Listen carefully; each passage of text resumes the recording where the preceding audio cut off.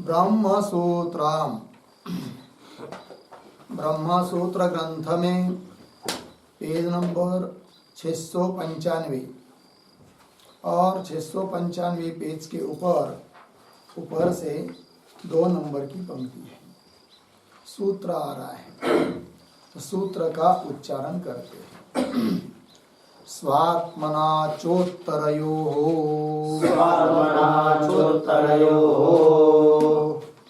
ठीक है। तो बात यह चल रही है द्वितीय अध्याय तृतीय पाद और द्वितीय अध्याय के तृतीय पाद का यह 13 नंबर का अधिकरण है और इस अधिकरण का नाम है उत्क्रांति गत्यधिकरणम। ठीक। और इस अधिकरण का विचार विषय है जीव परिमाण। तो जीव का परिमाण क्या है, इस बात का विचार करना है। तो पूर्व पक्षी ने कहा 19 नंबर के सूत्र में कि जीव का परिमाण अनुपरिमाण है, क्योंकि श्रुति ने जीव की उत्क्रांति बताई है, गति बताई है, आगति बताई है। और उत्क्रांति गति आगति वगैरह ये तभी संभव हो सकता है जब जीव अनु रहेगा, अर्थात परिचय रहेगा। क्योंकि जीव को यदि व्यापक मानेंगे तो व्यापक का उत्क्रमण, व्यापक की गति, व्यापक की आगति संभव नहीं है। अतः इससे भी सिद्ध होता है कि जीव अनुपरिमाण है। ठीक है। इतना ही नहीं, और पूर्व पक्षी बोलता है कि जीव अनुपरिमाण है। इस बात को इस सूत्र से भी कह रहा है कि जिसका उच्चारण अभी किया, स्वात्मना चोत्तरयोः। तो ये क्या बात है, सूत्र का क्या अर्थ है? तो सूत्र का अर्थ पहले हम लोग लिख लेते हैं, उसके बाद उसके भाष्य पर चलेंगे। तो लिखते हैं सूत्रावतरणम।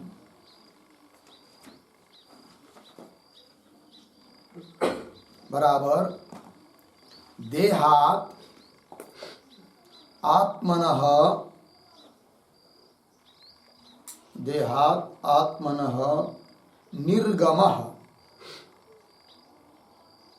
निर्गमः उत्क्रांति न भवति। उत्क्रांति न भवति अर्धविराम। येन जीवस्य अनुत्वं स्यात्। जीवस्य अनुत्वं स्यात् पूर्णविराम। किंतु स्वामित्व निवृत्ति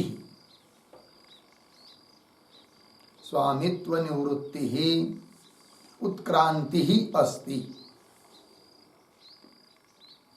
उत्क्रांति अस्ति इति केचित् कथयन्ति। इति केचित् कथयन्ति पूर्णविराम। तत् अंगीकृत्य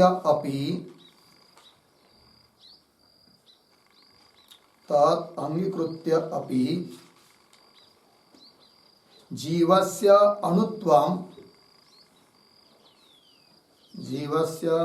अनुत्वम्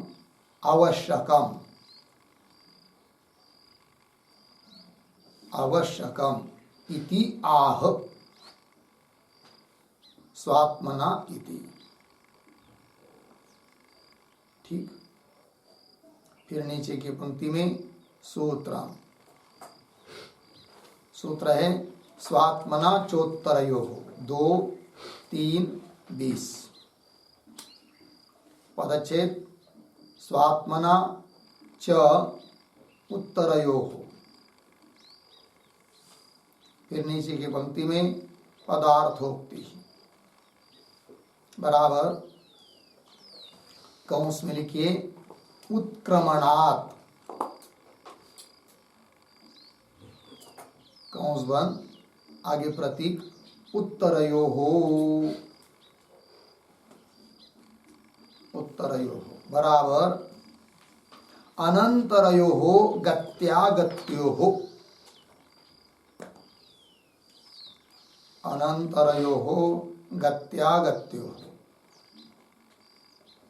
फिर आगे प्रतीक स्वात्मना बराबर जीवात्मना एव संबंधः अस्ति। जीवात्मना एव संबंधः अस्ति पूर्णविराम।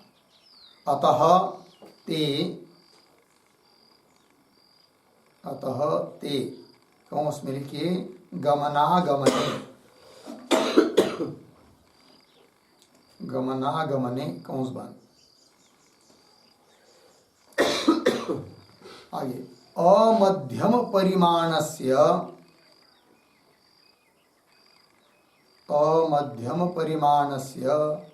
जीवात्मनः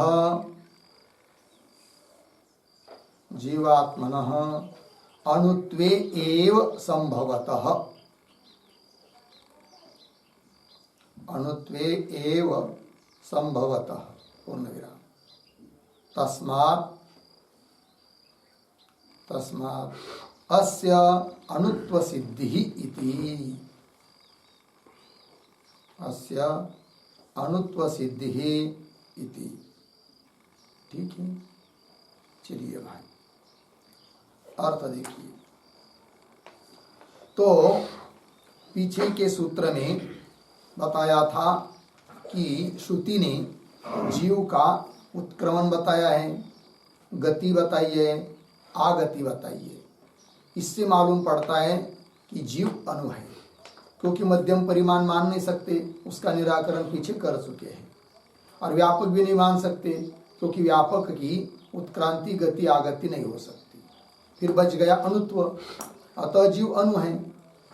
किंतु कदाचित इस पूर्व पक्षी के कहने पर कोई बोलेगा, आक्षेप करेगा कि उत्क्रमण का अर्थ जो आपने किया देहात निर्गम, देह से निकलना, ऐसा अर्थ जब करते हो तब तुमको कहना पड़ता है कि जीव अणु है।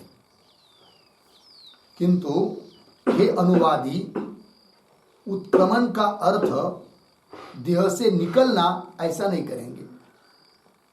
फिर क्या अर्थ करेंगे? तो करे अवतरण में लिखा ना, देहात देह से आत्मन निर्गम उत्क्रांति न भवति। देह से आत्मा का, जीवात्मा का निकल जाना, ये उत्क्रांति, ये उत्क्रमण नहीं है कि जिससे जीव में अणुत्व मानना पड़े। कब जीव में अणुत्व मानना पड़ता है? जब उत्क्रमण का अर्थ देह से निकलना ऐसा करते हैं। क्योंकि देह से निकलना व्यापक का हो नहीं सकता, मध्यम परिमाण का तो खंडन कर चुके हैं, अतः अणु मानना पड़ता है। किंतु उत्क्रमण का अर्थ है ही नहीं कि देह से निर्गमन, देह से निकलना, कि जिससे अणु मानना पड़े, अणुत्व मानना पड़े। फिर क्या है उत्क्रमण का अर्थ? तब किंतु करके दे रहे, किंतु स्वामित्व निवृत्ति। देह के ऊपर जो जीव का स्वामी भाव है, मालकी है ना, अधिकार मेरा करके, ये जो स्वामित्व भाव है उसकी निवृत्ति ही उत्क्रमण है।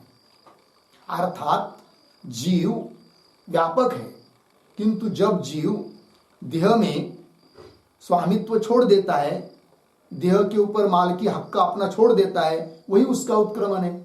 ऐसा उत्क्रमण यदि मानते हैं, स्वामित्व की निवृत्ति रूप उत्क्रमण जब मानते हैं, तब जीव को अणु मानने की जरूरत नहीं है। व्यापक होता हुआ भी वो स्वामी भाव को छोड़ सकता है। देह के ऊपर का जो स्वामी भाव है, तो उत्क्रमण तो हो रहा है, तो उस उत्क्रमण को हेतु बनाकर जीव में आप अणुत्व सिद्ध नहीं कर सकते, क्योंकि उत्क्रमण का अर्थ हे अनुवादी तुम कहते हो वैसा नहीं है, देह से निर्गमन। फिर उत्क्रमण का अर्थ क्या है? स्वामित्व की निवृत्ति। ये बोल रहा है कोई आक्षेप करता अनुवादी के प्रति, वही कह रहे किंतु स्वामित्व निवृत्ति उत्क्रांति अस्ति इति केचित कथयन्ति, ऐसा कुछ लोग मानते हैं। फिर तद अंगीकृत्यपि, अब अनुवादी क्या कर रहा है? ठीक है, तुम्हारे जैसा तुम कहते हो उस प्रकार का उत्क्रमण का अर्थ हम मान लेंगे, तो भी जीव को अणु ही मानना पड़ता है। ये बोल रहा है कौन? अनुवादी, अर्थात पूर्व पक्षी। वेदांति के लिए तो पूर्व पक्षी है अनुवादी, इस सूत्र के माध्यम से।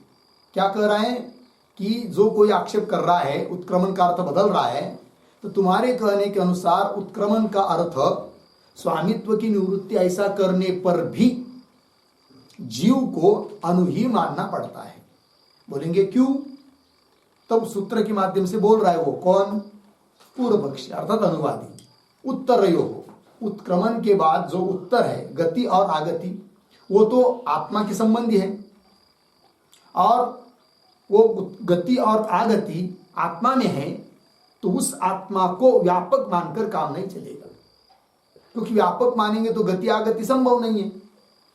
अतः जीव को अनु ही मानना पड़ता है, ये कहना है अनुवादी का। ठीक है, किंतु स्वामित्व निवृत्ति उत्क्रांति अस्थिति केचित कथयन्ति तत् अंगीकृत्यापि, उसका स्वीकार करने पर भी जीवस्य अनुत्वम आवश्यकम, जीव में अनुत्व मानना आवश्यक ही है, ये बोल रहा है अनुवादी सूत्र के माध्यम से। तो सूत्र आया स्वात्मना चोत्तरयो, तो पदार्थोक्ति में लिख रहे हैं उत्क्रमणात् उत्तरयो, उत्तर मतलब अनंतर, बाद में। किसके बाद में? उत्क्रमण के बाद में जो बताई गई है गति और आगति, उसके बल पर तो जीव में अनुत्व मानना ही पड़ता है, ये बात।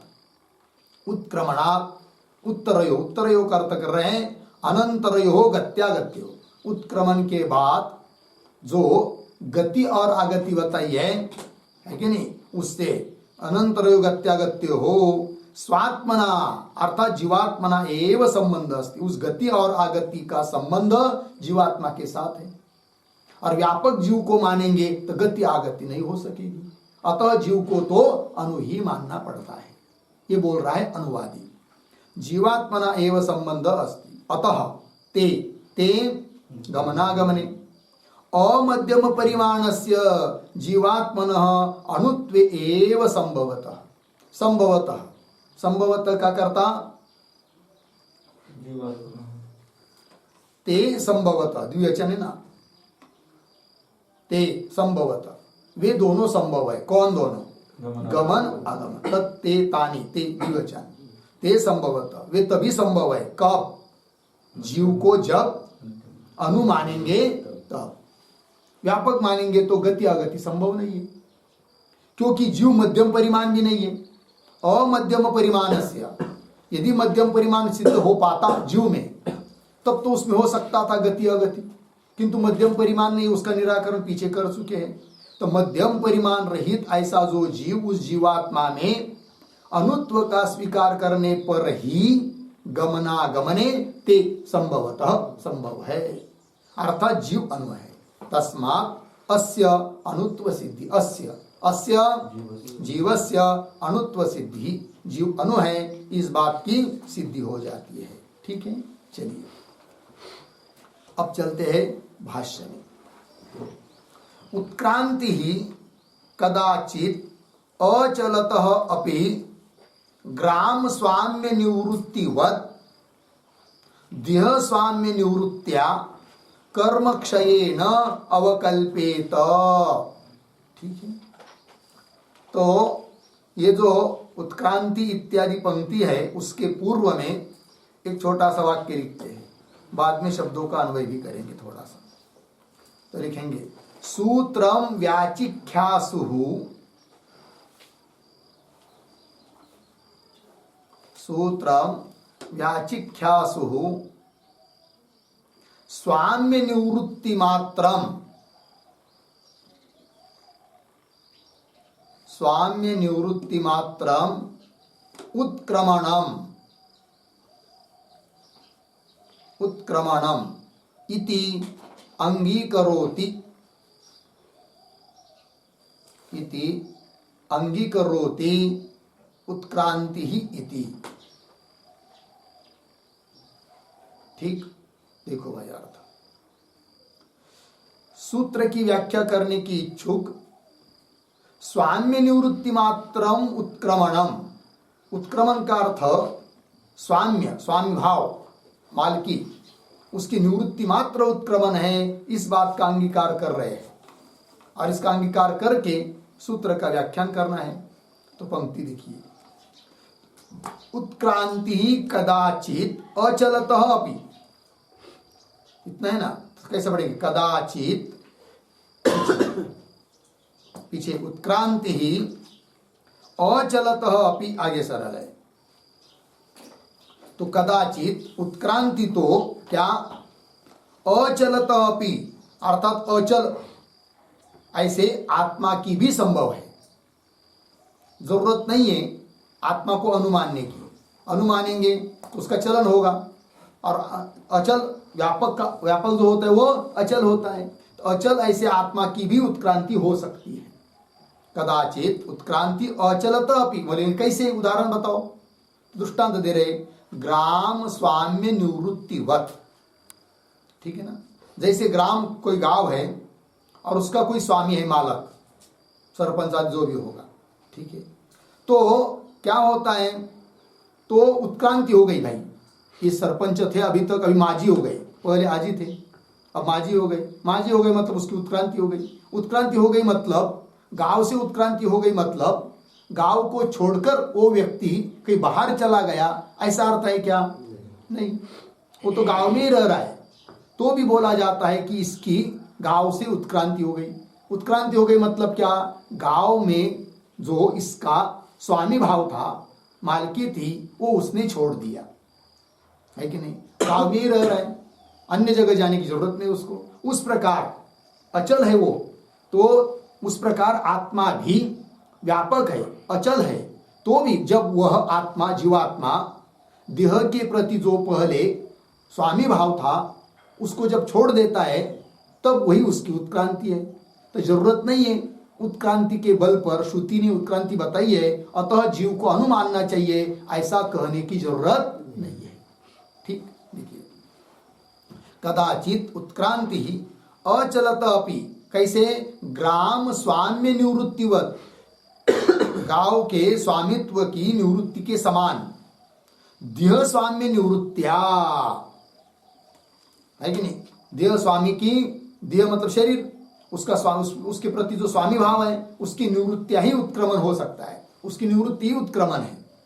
देह स्वाम्य निवृत्त्या कर्म क्षयेन अवकल्पेत, ठीक है। तो बोलेंगे फिर देह में जो स्वामी भाव है उसकी निवृत्ति देह में रहते हुए ही कैसे हो जाएगी, ठीक है ना। स्वामीपना की निवृत्ति तब कह रहे कर्म क्षयेन अवकल्पेत। तो ये जो पंक्ति है ना, कर्म क्षयेन, तो कर्म के पहले एक वाक्य लिखिए छोटा सा, देहे स्वाम्य निवृत्तौ, देहे स्वाम्य निवृत्तौ हेतुम आह, हेतुम आह कर्म क्षयेन इति। ठीक, देखो भाई अर्थ, तो देह में स्वाम्य निवृत्ति क्यों हो सकती है देह में रहते हुए ही, तब कह रहे, उसके लिए कारण दे रहे कर्म क्षयेन। तो ध्यान दीजिए, तो देह में जीव का स्वामित्व कब है, तो जीव का जो शुभ अशुभ कर्म, पुण्य पापात्मक कर्म, और उस पुण्य पापात्मक कर्म का फल जो सुख दुख, उन सुख दुख का साक्षात्कार होने के लिए, अनुभव होने के लिए देह की प्राप्ति होती है। तो जीव को देह की प्राप्ति हुई, क्यों हुई, कर्म के कारण, क्योंकि कर्म का फल जो सुख दुख, उसका साक्षात्कार अनुभव करना है, वो अनुभव तो शरीर के बिना हो नहीं सकता। अतः कर्म है, तो कर्म के कारण उसको सुख दुख शरीर के माध्यम से हो रहा है। तो जब तक ये सब कर्म है और उस कर्म का फल सुख दुख भोगने को उसको मिल रहा है, तब तक वह जीव अपने इस देह में स्वामीपना रखता है। अब भोगते भोगते कर्म समाप्त हो गया, तो कर्म समाप्त हो गया तो उसका फल सुख दुख भी नहीं मिलने वाला है। तो सुख दुख भी नहीं मिलने वाला है, तो उस देह के प्रति उसको अहमपना, स्वामी भाव नहीं रहता है। तो कर्म का क्षय हो जाने के कारण स्वामित्व की निवृत्ति हो गई, देह के प्रति जो स्वामी भाव था जीव का, वो निवृत्त हुआ। और स्वामी भाव का निवृत्त हुआ, इसका मतलब देह से कोई जीव चला गया, ये बात तो है ही नहीं है। तो देह से चला जाना ये उत्क्रांति नहीं है, स्वामी भाव की निवृत्ति होना ये उत्क्रांति है। और इस प्रकार की उत्क्रांति मानते हैं, उत्क्रमण मानते हैं, तो जीव को अनुमानने की जरूरत नहीं पड़ती है। यह आक्षेपकर्ता का आशय है। ठीक है, कर्म क्षय न अवकल्पेत, यह आक्षेपकर्ता का बात हो गई। अब उसको उत्तर दे रहे, उत्तरे तु गत्यागति ना चलत संभवतः। ठीक है ना, इस प्रकार की उत्क्रांति मान लेने पर भी जीव में अनुत्व मानना ही पड़ता है। ये बोल रहा है अनुवादी उत्तरेतु इत्यादि पंक्ति के द्वारा। तो ये जो पंक्ति है उत्तरेतु इत्यादि, उस उत्तरे के पूर्व में एक वाक्य लिखते हैं अवतरण, तथापि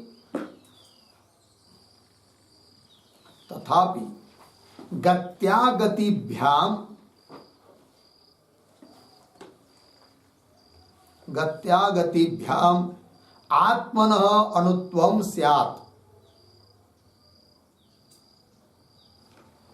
आत्मनः अनुत्वं स्यात्, अर्धविराम, अपरिच्छिन्नस्य सतः, अपरिच्छिन्नस्य सतः तद अयोगात्, तद अयोगात् इति आह उत्तरेति। ठीक, देखो भाई अर्थ।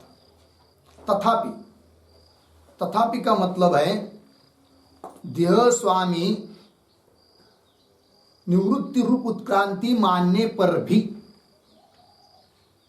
गति आगतिभ्याम, उसके बाद में, उत्क्रमण के बाद में जो गति और आगति जीव की बताई है, उसके द्वारा तो जीव में अनुत्व मानना ही पड़ता है। वही कह रहे, तथापि गति आगति व्याम आत्मन अनुत्वम से, क्यों अपरिचिन्न से सत, क्योंकि यदि आत्मा अपरिचिन्न, जीवात्मा अपरिचिन्न, व्यापक, अपरिचिन्न मतलब व्यापक यदि कहते हैं तो तद अयोगात, तद अयोगात गति अगति अयोगात, व्यापक की गति और आगति हो नहीं सकती है, और गति आगति बताई है। अतः भले देह स्वामी निवृत्ति, देह में स्वामित्व की निवृत्ति रूप उत्क्रांति मानने पर भी आगे कही गई जो गति आगति है उसके बल पर तो जीव में अनुत्व मानना आवश्यक ही है। ये बोल रहा है अनुवादी। आइए भाष्य में, उत्तरे बाद में आने वाली, तो गति अगति न अचलतः संभवतः, अचलतः न संभवतः, अचल की, अचल ऐसे जीवात्मा की, व्यापक ऐसे जीवात्मा की, चलन रूप क्रिया रहित जो है वो व्यापक होता है, तो ऐसे व्यापक आत्मा की न संभवतः, के न संभवतः, गति आगति न संभवतः, गति आगति नहीं हो सकती है। और गति आगति जबकि श्रुति ने बताई है, अर्थात जीव को मानना पड़ेगा, क्या अनुपरिमाण मानना पड़ेगा जीव का, यह अर्थ। आगे चलिए, स्वात्मना ही तयोः संबंधः भवति, अन्वय थोड़ा सा, ही तयोः संबंधः, स्वात् पीछे, स्वात्मना आगे, भवति, ठीक है, ही क्योंकि, यतो ही तयोः संबंधः, तयोः हाँ, गत्यागत्यो, गति और आगति का संबंध स्वात्मना, अपने आत्मा के साथ, जीवात्मा के साथ ही है, क्योंकि जीव ही जाता है, जीव ही आता है, गति बताई जाती है कि नहीं। अतः आत्मा में, आत्मा के साथ गति आगति का संबंध होने के कारण उस जीव को अनु ही मानना पड़ेगा।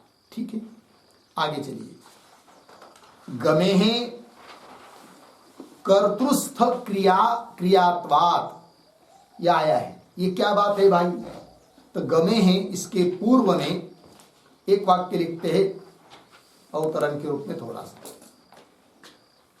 पाक अनाश्रयस्य,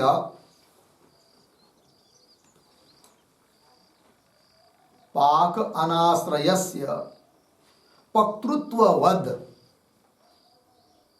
पक्तृत्ववद गति अनाश्रयस्य अपि, गति अनाश्रयस्य अपि गंतृत्वोक्ति, गंतृत्वोक्ति किम न स्यात्, किम न स्यात्, प्रश्न चिन्ह। इति अतः आह, इति अतः आह गमेः इति, पूर्ण विराम। आगे गमनस्य कर्तरि,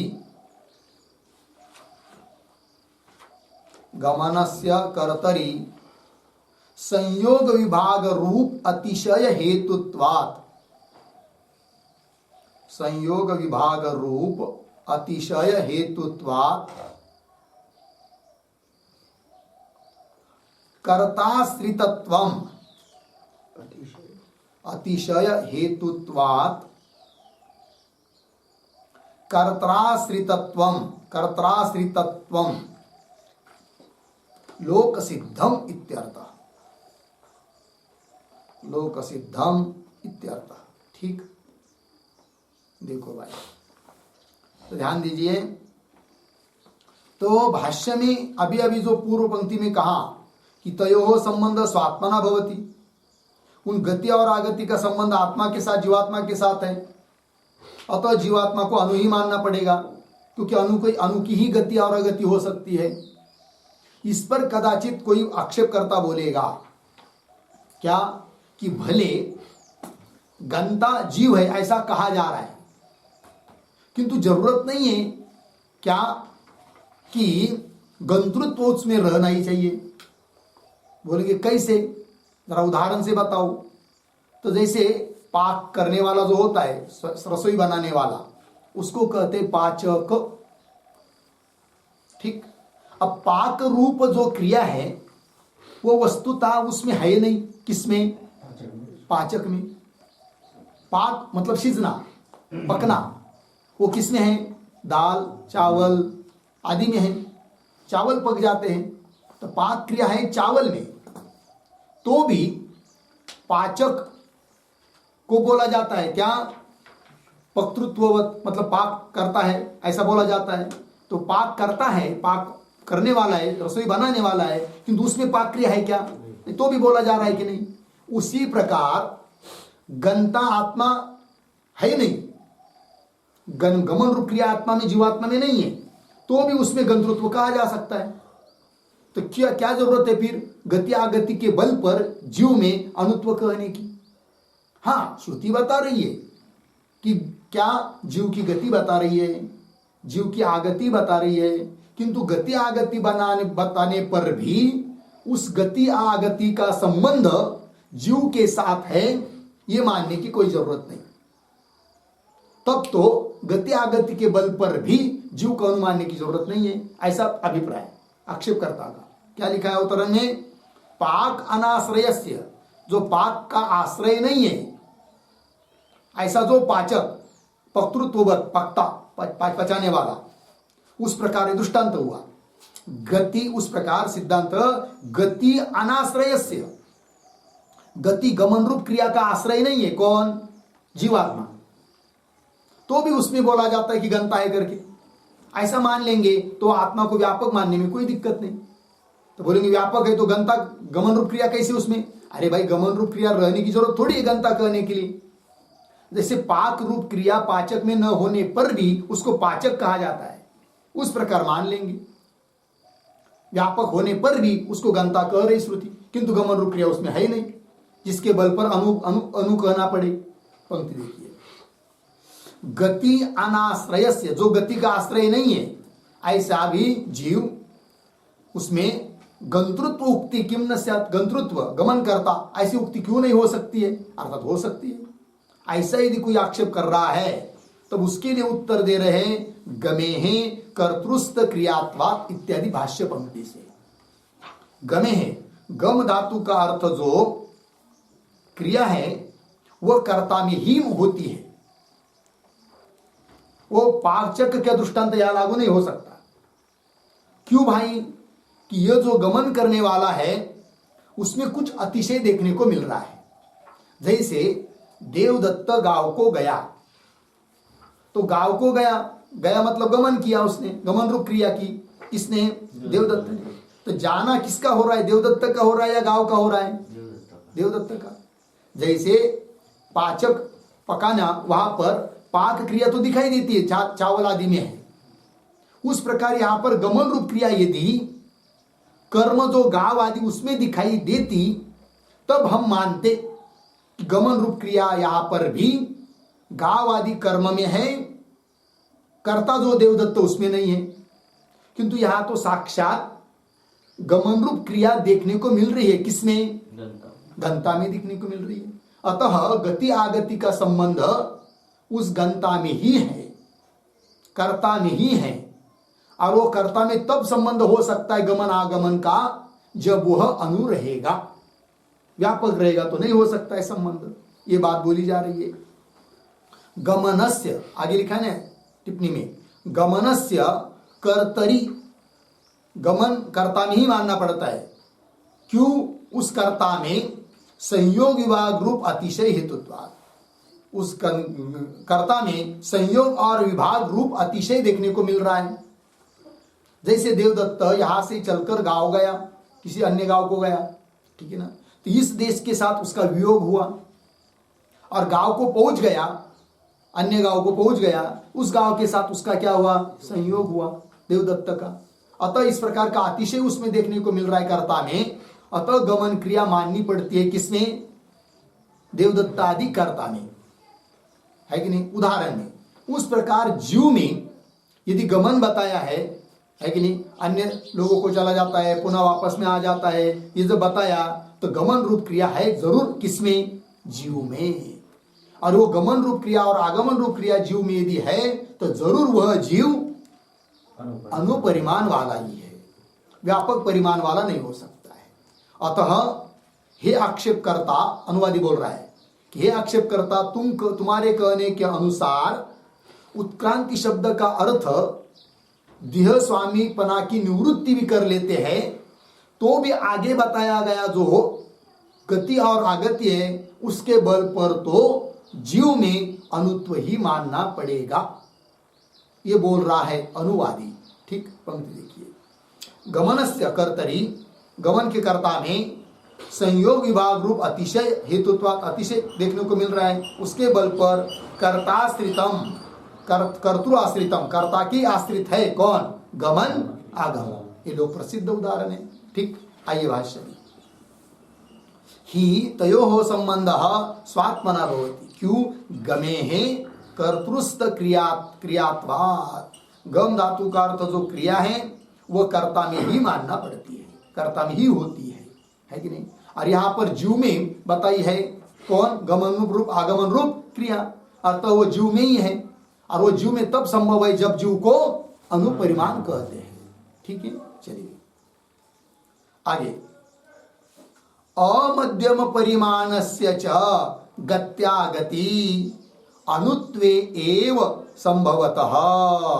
ठीक है, तो ये जो पंक्ति है अमध्यम परिमाण से इत्यादि, उसके पूर्व में भी एक वाक्य लिख लेते हैं अवतरण के रूप में।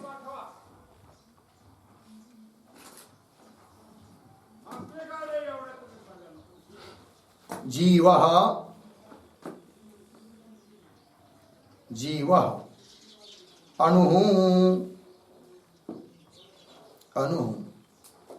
अमध्यम परिमाणत्वे सति, अमध्यम परिमाणत्वे सति गतिमत्वात्,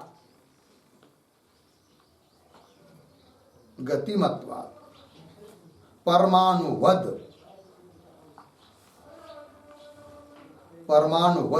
इति आह अमध्यम इति।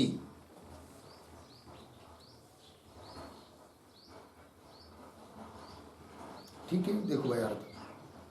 तो अनुवादी बोल रहा है, अनुमान कर रहा है कि जीव अनुपक्ष है, जीव उसमें अनुत्व की सिद्धि कर रहा है कि जीव अनु, बोलेंगे क्यों?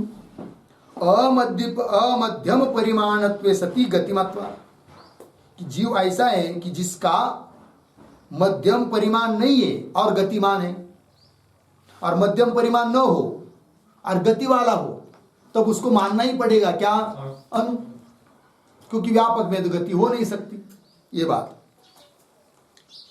तो जीव अनु अमध्यम परिमाणत्वे सति गतिमत्वात्, परमाणुवत, जैसे परमाणु अमध्यम परिमाण है और गति वाला है अर्थात अणु है, कौन, परमाणु। उसी प्रकार जीव भी मध्यम परिमाण वाला नहीं है और गति वाला है अर्थात जीव अणु परिमाण है इति, इस बात को बोल रहा है भाष्य पंक्ति से। देखिए, अमध्यम परिमाणस्य च गत्यागति अनुत्वे एव संभवतः, ठीक है ना, थोड़ा सा अन्वय, अमध्यम परिमाणस्य च, एक शब्द छोड़कर, अनुत्वे एव पीछे, गत्यागति संभवतः, ठीक है। देखो भाई अर्थ, अमध्यम परिमाणस्य जीवस्य, ऐसा जीव की जिसका परिमाण मध्यम परिमाण नहीं है और उसमें अनुत्वे एव, उसको अनुमानने पर ही गत्यागति संभवत, गति और आगति उसमें संभव है। लग गया, चलिए आगे, सत्योश्च गत्यागत्यो हो उत्क्रांति अपि अपश्रुति एव देहात इति प्रतीयते, ठीक है। अब कौन बात कही जा रही है, तो ये जो पंक्ति है सत्योश्च, उसके पूर्व में एक वाक्यावतरण के रूप में छोटा सा, अंगीकारम त्यजति,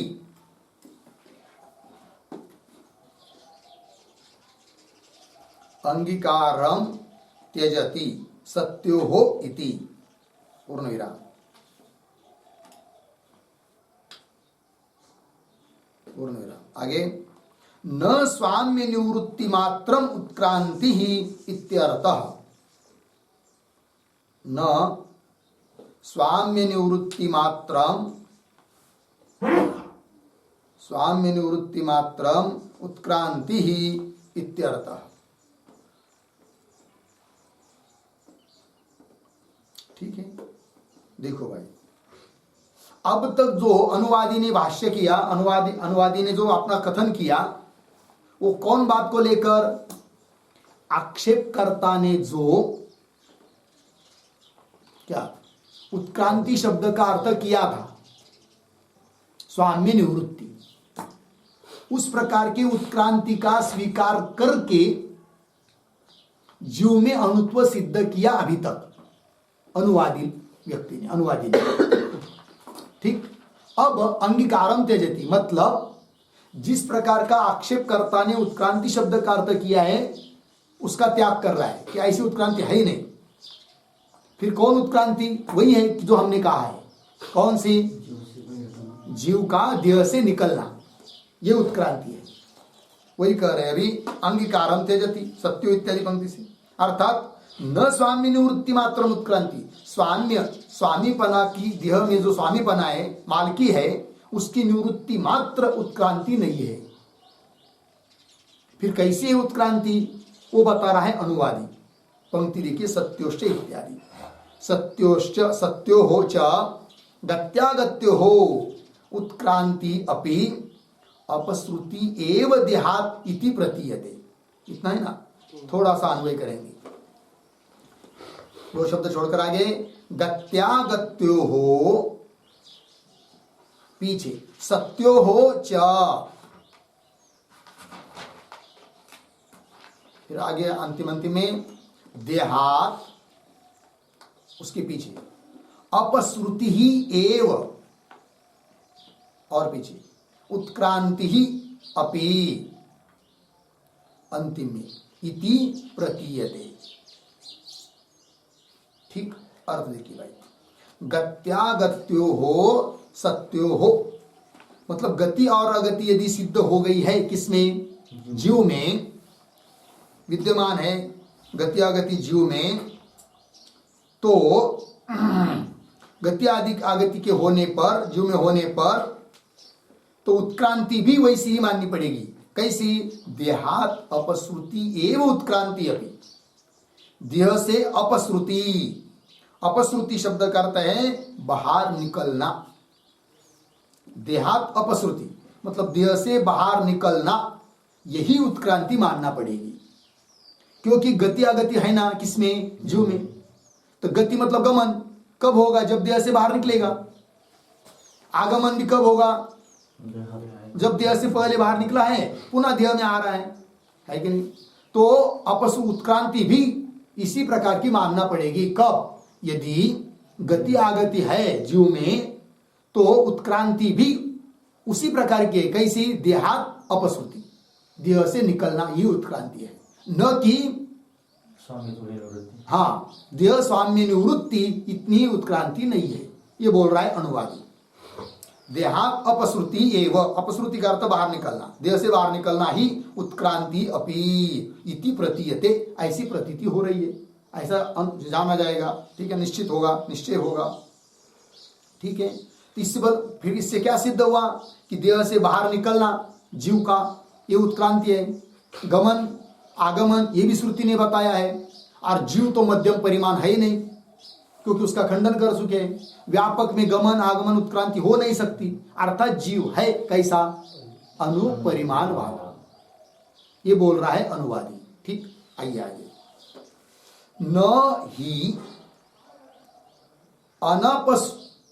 अनपसृप्तस्य देहात गत्यागति स्याताम। ठीक, थोड़ा अन्वय। ही एक शब्द शुरू कर, देहात पीछे, अनपसृप्तस्य आगे गत्यागति, फिर वाक्य के आरंभ में न, अंतिम में स्याताम।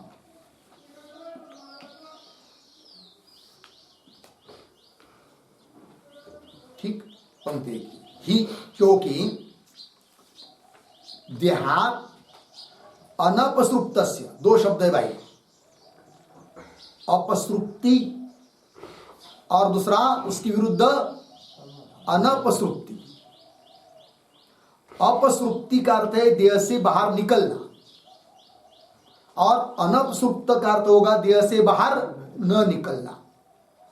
तो वही करे, ही देहात अनपसृप्तस्य, अर्थात देह से बाहर न निकले हुए, ऐसे कि गति अगति न स्याता, गति और आगति नहीं हो सकती। अर्थात गति गमन और आगमन उसका ही हो सकता है जो देह से बाहर निकला है, घर के बाहर निकला ही नहीं और कर दिया कि चला गया आड़स को, हो सकता है क्या? नहीं। आड़स को देवदत्त का जाना तब होगा जब वह घर से बाहर निकलेगा। उसी प्रकार देह से बाहर यदि जीव निकलता है तभी उसमें कह सकते हैं क्या उसका गमन हुआ चंद्रलोक में, पुनः आगमन हुआ, ये कह सकते हैं। और देह से बाहर निकलेगा ही नहीं तो गमन आगमन नहीं हो सकता है। अतः उत्क्रांति का भी अर्थ देह से अपश्रुति ही है, देह से निकलना ही है। वही कह रहे ही देहाद अनपसुप्तस्य, मतलब देह से बाहर न निकले हुए की क्या जी, गति आगति न स्याता, गति आगति नहीं हो सकती, जबकि जीव की गति आगति बताई है, अर्थात देह से बाहर निकलता है, और देह से बाहर निकलता है तो वही उसकी उत्क्रांति है, न कि स्वामी भाव की केवल निवृत्ति। ये बता दिया। ठीक है, आगे चलिए। तो कुल मिलाकर क्या सिद्ध किया अनुवादी ने कि जीव अनुपरिमाण है, लग गया। और हेतु बता रहे, देह प्रदेशानाम च उत्क्रांतौ आपादानत्व वचनात्। ठीक है, हेतु दिया किस बात के लिए? तो ये जो पंक्ति है ना, देह प्रदेशानाम, उसके पहले एक छोटा वाक्य लिखा होता है, देहात निर्गमः एव उत्क्रांति। देहात निर्गमः एव उत्क्रांति इत्यत्र लिंगांतरम आह, लिंगांतरम आह देह प्रदेशानाम इति। ठीक है, देखो भाई अर्थ, देहात निर्गम एवं उत्क्रांति, देह से निकलना ही उत्क्रांति है। इस बात को सिद्ध करने के लिए और लिंगांतर अर्थात हेतु दे रहे, अन्य हेतु दे रहे। अभी अभी देख तो बता दिया ऊपर पहले पीछे की पंक्ति में, गति आगति तभी हो सकती जब देह से निकलता है, देह से निकलना ही उत्क्रांति बता दिया। अब और हेतु दे रहे, क्या, किस बात के लिए, कि देह से निकलना ही उत्क्रांति है, इस बात को सिद्ध करने के लिए हेतु दे रहे और, ठीक है। क्या हेतु, तो देह प्रदेशानाम च उत्क्रांतौ अपादानत्व वचनात्, ठीक है ना। तो देह प्रदेश, प्रदेश का अर्थ या अवयव, देह प्रदेशानाम देह अवयवानाम, देह के जो अवयव है उनमें अपादानत्व बताया गया है।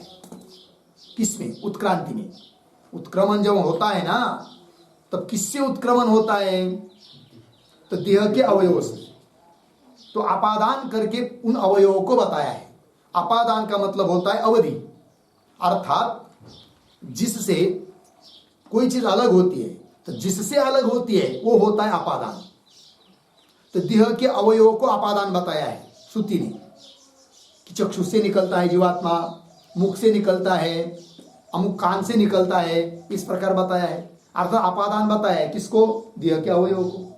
यदि जीव देह से नहीं निकलता तो उन देह के अवयवों को अपादान रूप से क्यों श्रुति बताती, जबकि देह के अवयवों को अपादान के रूप में श्रुति ने बताया है। अर्थात देह से निकलता है कौन, जीव, और देह से यदि निकलता है तो देह से निकलना ही उसकी उत्क्रांति है, न कि केवल स्वामित्व की निवृत्ति। ठीक वही दे रहे, देह प्रदेशानाम च उत्क्रांतौ अपादानत्व वचनात्, अपादानत्व अवधि, अवधि वचन है। कैसा है वो, कौन वचन है, कौन श्रुति है, तो बता रहे, चक्षुष्टो वा मूर्धो वा अन्येभ्य वा शरीर देशेभ्य इति, ये श्रुति है बृहदारण्यक उपनिषद की। तो ये जो है ना श्रुति, चक्षुष्टो वा मूर्ध वा अन्येभ्य वा शरीर देशेभ्य, श्रुति पूरी हुई। एक शेष वाक्य लिखिए अंतिम, बाद में शेष समझना है। एषः आत्मा निष्क्रामति, एषः आत्मा निष्क्रामति इति शेषः, एषः आत्मा निष्क्रामति इति शेषः।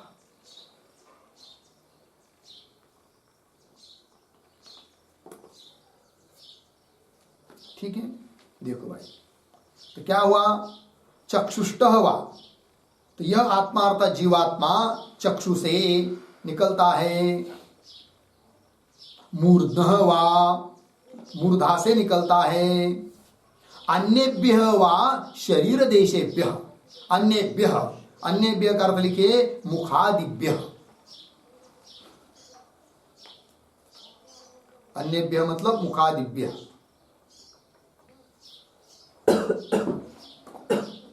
ठीक है, कभी चक्षु से निकलता है, किसी का कोई जीवात्मा देह को जब छोड़ता है ना, कभी किसी का कोई जीवात्मा चक्षु से निकलता है, कोई मूर्धा से, है कि नहीं, कोई मुख से, कोई कान से, है कि नहीं, कोई गुदा से, अलग अलग शरीर के अवयवों से निकलता है। ठीक है ना, और उससे पता चलता है कि जिस अवयव से निकलता है उसी प्रकार की उसकी क्या होती है, गति भी बताई गई है। ठीक है ना जी, यदि गुदा से निकलेगा तो नरक में जाएगा, मूर्धा से निकलेगा तो ऊपर के लोक को जाएगा, इस प्रकार से बताया गया है शास्त्र ने। तो वही कह रहे, अन्येभ्य वा शरीर देशेभ्य, शरीर देश मतलब शरीर क्या प्रदेश अवयव, उनसे एष आत्मा निष्क्रामति, यह जीवात्मा निकलता है, यह बात बताई गई है। अर्थात जीव का देह से निकलना होता है, और देह से जीव का निकलना ही है क्या, उत्क्रांति। और वो उत्क्रांति तब हो सकती है जब जीव अनुपरिमाण रहेगा, क्योंकि व्यापक का उत्क्रमण हो नहीं सकता, देह से निकलना हो नहीं सकता। ये बात इति हो गया। चलिए आगे,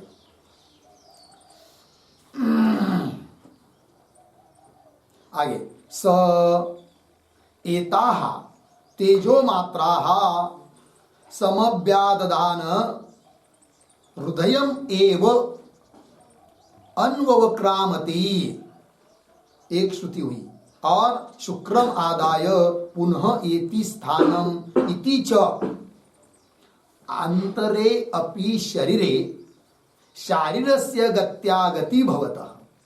ठीक है, अब जीव को अनुसिद्ध करने के लिए और क्या बता रहा है अनुवादी, वो आ रही पंक्ति स एता इत्यादि।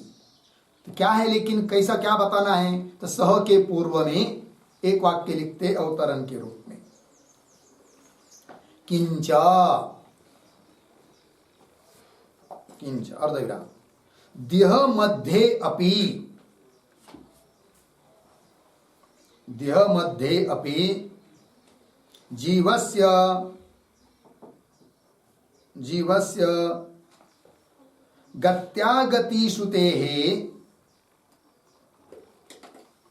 गत्यागतिश्रुतेः अणुत्वम्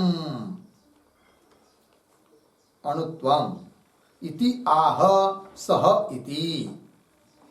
ठीक है, देखो भाई अर्थ, किंच और क्या, तो देह मध्यपि, देह से निकलकर उसकी गमन होता है आगमन होता है, वो तो बात ठीक ही है, किंतु देह के भीतर भी उसका गमन आगमन होता है, किसका, जीव का। और देह के भीतर, देह के अंदर ही गमन आगमन तब हो सकता है जब वह जीव अनुपरिमाण वाला रहेगा, क्योंकि मध्यम परिमाण वाला भी मानेंगे तो देह के भीतर ही उसका गमन आगमन नहीं हो सकता है, क्योंकि मध्यम परिमाण का मतलब होता है देह के बराबर उसका माप है, परिमाण है, तो कहाँ जाएगा, देह के भीतर ही, इधर उधर कहाँ कैसा जाएगा, नहीं जाएगा। और व्यापक का तो हो ही नहीं सकता गमन आगमन देह के भीतर, अतः जीव कैसा है, अणु है। किससे सिद्ध करेंगे, जीव अणु है, इस बात को सिद्ध करने के लिए और क्या बता रहा है पूर्व पक्षी अनुवादी, कि जीव देह के भीतर गमन आगमन कर रहा है कि नहीं, इससे सिद्ध होता है कि वह अणु है।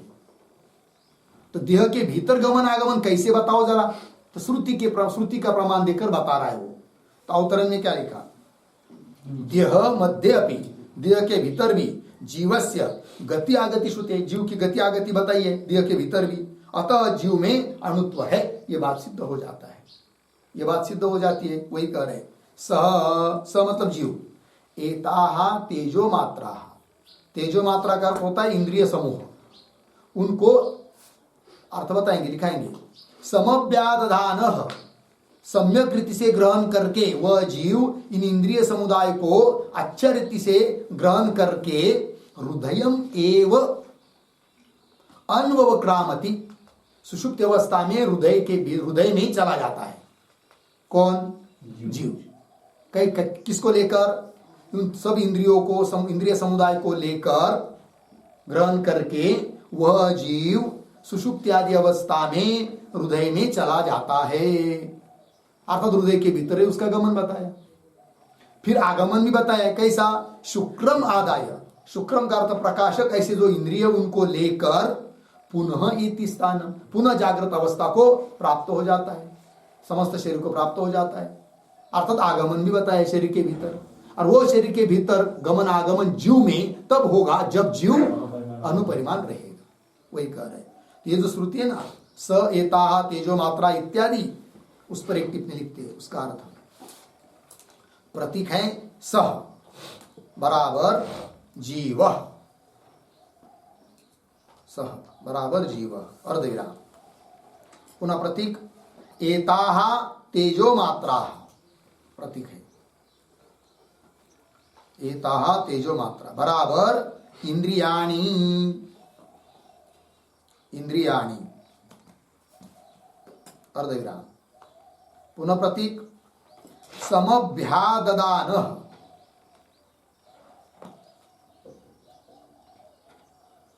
समभ्याददान बराबर सम्यक प्रकारेण गृह्णन्, सम्यक प्रकारेण गृह्णन्, स्वापादौ, स्वापादौ, फिर आगे प्रतीक हृदयम एव,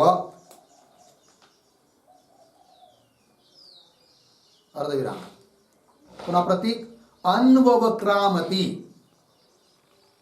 अन्ववक्रामति बराबर गच्छति, पूर्ण विराम। पुनः आगे प्रतीक शुक्रम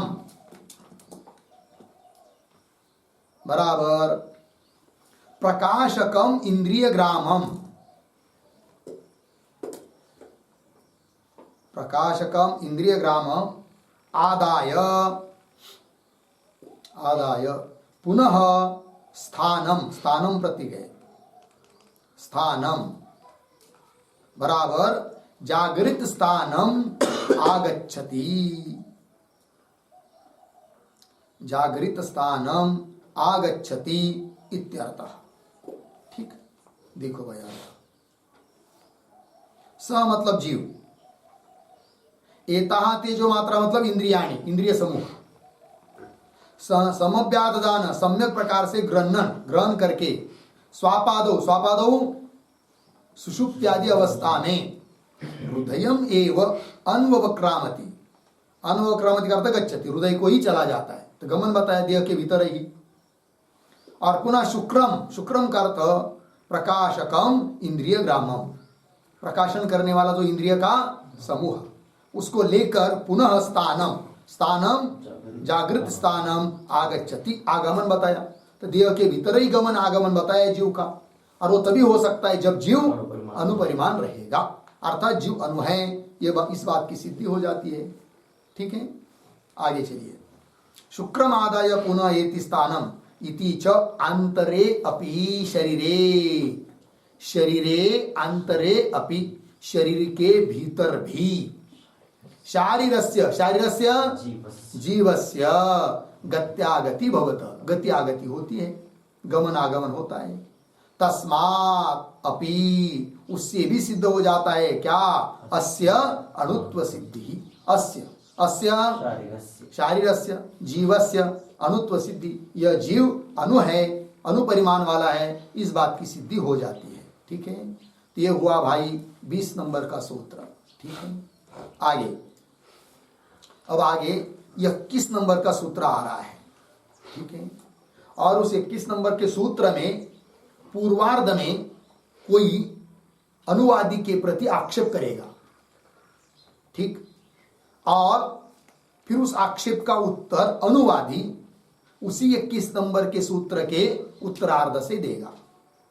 तो सूत्र का उच्चारण और अर्थ देख लेते हैं, फिर उसके ऊपर जो भाष्य है उसको देखेंगे। तो सूत्र है नानुरतच् श्रुतेरिति चेन्नेतराधिकारात्, नानुरतच् श्रुतेरिति चेन्नेतराधिकारात्। ठीक, चलिए इस सूत्र का अर्थ हम लोग पढ़ लेते हैं। लिखेंगे सूत्रावतरणम, सूत्रावतरणम बराबर सर्वगतत्व श्रुति विरोधम, सर्वगतत्व श्रुति विरोधम आशंक्य,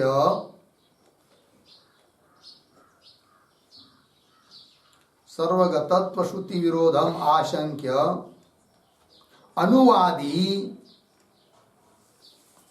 अनुवादी परमात्म विषयत्व अभिधानेन,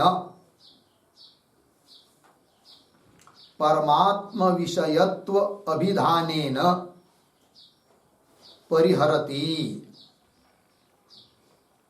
परमात्म विषयत्व अभिधानेन परिहरति नानु इति। फिर नीचे की पंक्ति में सूत्रम बराबर नानुरतच् श्रुतेरिति चेन्नेतराधिकारात् 2-3-21,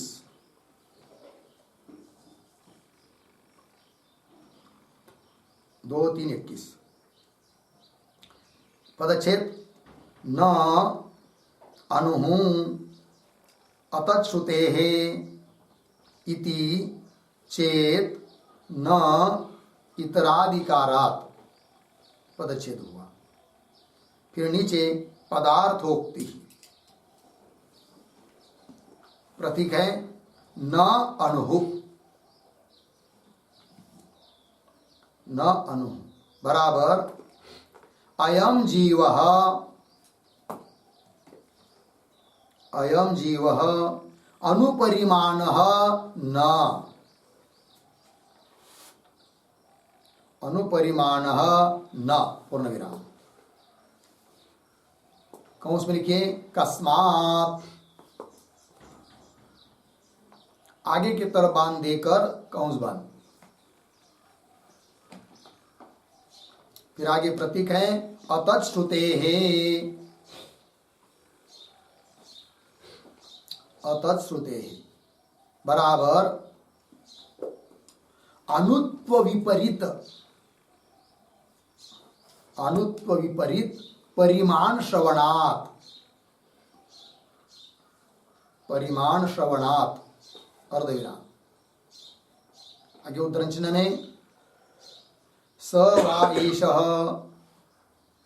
महान अजः, स वा एषः महान अजः आत्मा योऽयं, योऽयं विज्ञानमयः प्राणेषु, विज्ञानमयः प्राणेषु उद्धरण चिन्ह बंद। बृहदारण्यक 4:4-12 अर्धविराम। पुनः दूसरे उद्धरण चिन्ह में सर्वव्यापी सर्वभूतांतरात्मा, सर्वव्यापी सर्वभूतांतरात्मा उद्धरण चिन्ह बंद। श्वेता श्वेतर 6:11 इत्यादिना सर्वगतत्व श्रुतेः, इत्यादिना सर्वगतत्व श्रुतेः पूर्ण विराम।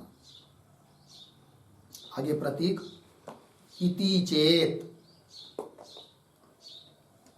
इति चेत बराबर एवं आक्षेपे,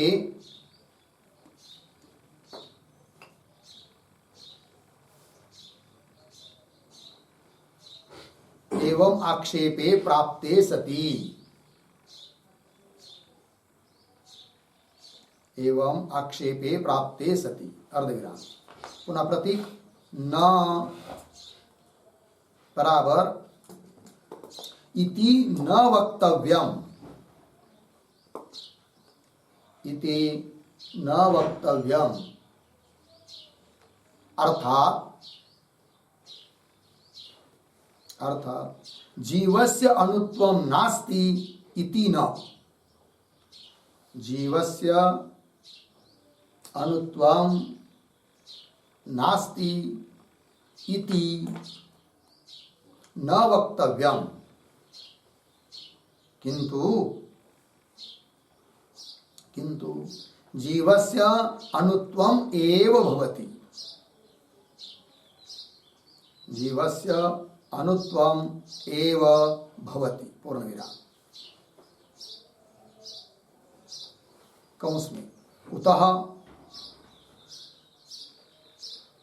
आगे की तरफ बांध देकर कौंस बंद। फिर आगे प्रतीक इतराधिकारात, प्रतीक है इतराधिकारात बराबर इतरस्य, इतरस्य बराबर ब्रह्मणः, ब्रह्मणः अर्धविराम। पुनः अधिकारात बराबर, अधिकारात बराबर प्रकरणात, प्रकरणात पूर्ण विराम। आइए सर्व वेदांतेषु, सर्व वेदांतेषु प्रधानतया, प्रधानतया ज्ञेयत्वेन, ज्ञेयत्वेन ब्रह्मणः ब्रह्मणः प्रकृतत्वात् अर्धविराम तस्य एव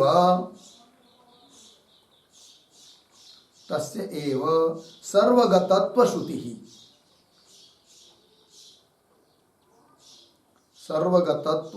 श्रुतिः अर्धविराम न जीवस्य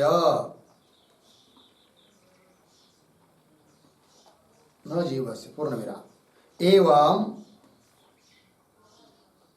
एवं परिमाणांतर श्रवणस्य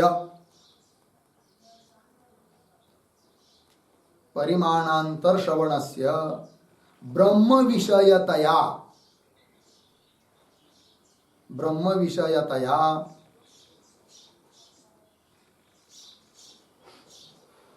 जीवाणुत्व श्रुति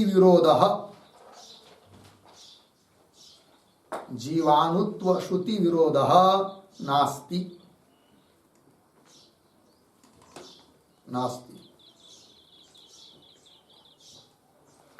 पूर्णविराम जीवस्य तु अणुत्वम् एव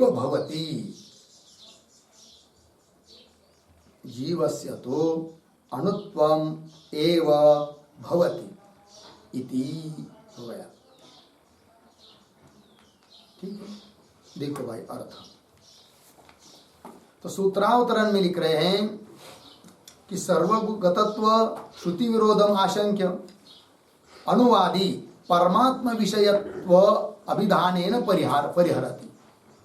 मतलब क्या, सूत्र के पूर्वार्ध में शंका, अनुवादी के प्रति आक्षेप, अनुवादी के मत पर शंका, क्या हे अनुवादी तुम जीव को अनु नहीं कह सकते? बोलेंगे क्यों? तो आक्षेपकर्ता बोलेगा यदि जीव अनु होता तो श्रुति उस जीव को महान अजह आत्मा इस प्रकार से क्यों बताती?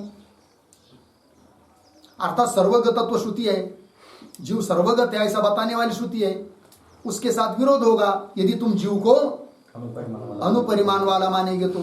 अतः अनुपरिमाण मत मानो, ऐसा कोई अनुवादी के प्रति बोल रहा है।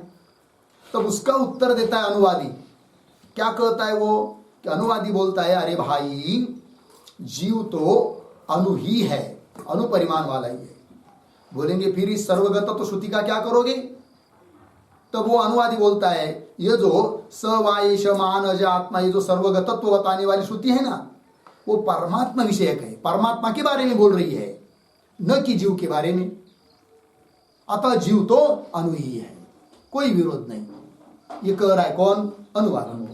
सूत्र से ही बोलेगा परमात्मा विषयत्वाभिधानेन कथनेन परिहरति, अनुवादी परिहरति, अनुवादी उस आक्षेप का परिहार करेगा।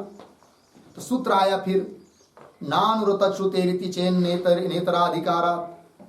तब पदार्थोक्ति में लिख रहे न अनु, उसका अर्थ कर रहे अयम जीव अनुपरिमाण न, आक्षेप करता बोल रहा है यह जीव अनुपरिमाण वाला नहीं है। बोलेंगे क्यों? हेतु दे रहा है वो आक्षेप करने वाला, क्या? अतत् श्रुते हे, ठीक है ना, तत् अनुत्व, अतत् अनुत्व से भिन्न, अनुत्व से विपरीत परिमाण श्रुति बता रही है। अतः जीव को अनु नहीं मान सकती, वही कर रहे। अतः श्रुते का अर्थ कर रहे हैं अनुत्व से विपरीत परिमाण श्रवणात्, अनुत्व से भिन्न परिमाण श्रुति ने बताया है। बोलेंगे कौन वो श्रुति है? श्रुति बताओ। तो श्रुति दे रहे स वायेश महान अज आत्मा, वह यह महान, महान बताया, अज उत्पत्ति रहित आत्मा। कौन है वो? कि यह अयम विज्ञानमय प्राणेषु, जो कि प्राणों में विज्ञानमय अर्थात जीवात्मा।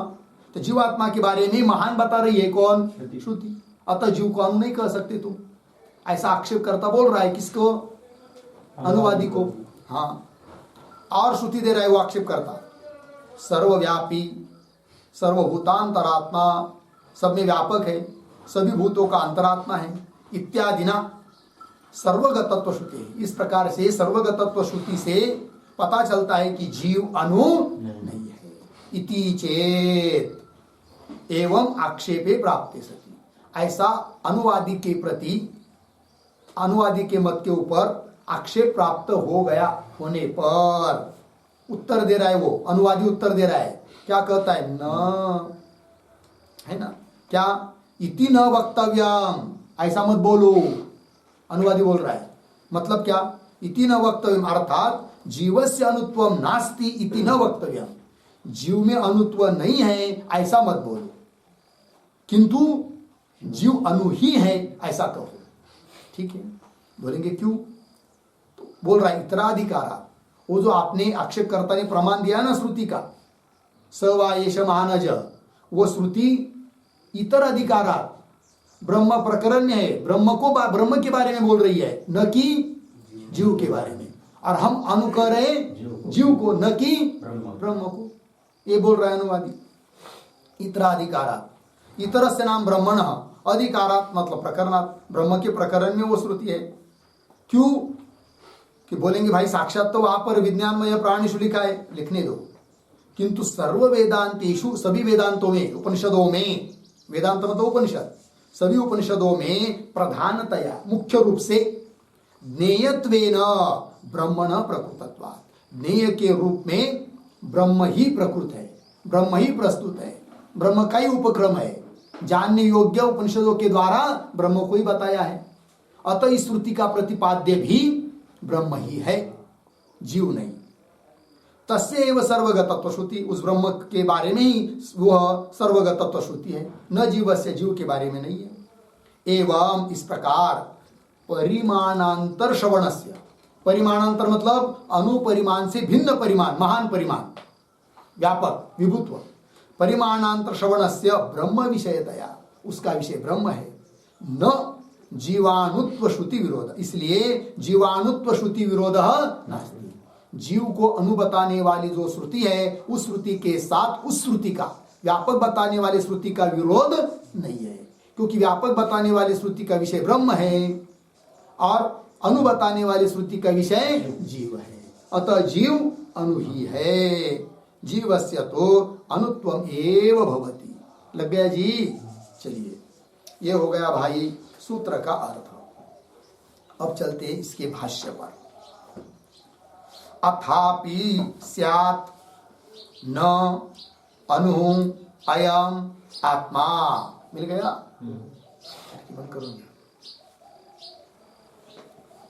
देखो भाई, अथापि स्यात् न अनु अयम आत्मा, ये पंक्ति है ना, अथापि इत्यादि, उसके ऊपर लिखिए आक्षेपकः, आक्षेपकः मतलब कोई आक्षेप कर रहा है, हो सकता है वो एक ऋषि आदि कोई होगा, ठीक है। और इस वाक्य के शब्दों का थोड़ा सा अन्वय कैसा? अथापि, फिर 2-3 शब्द छोड़कर अयम आत्मा, पीछे अनुहु और पीछे न और पीछे स्यात्, अयम आत्मा अनुहु न स्यात्, हो गया ना?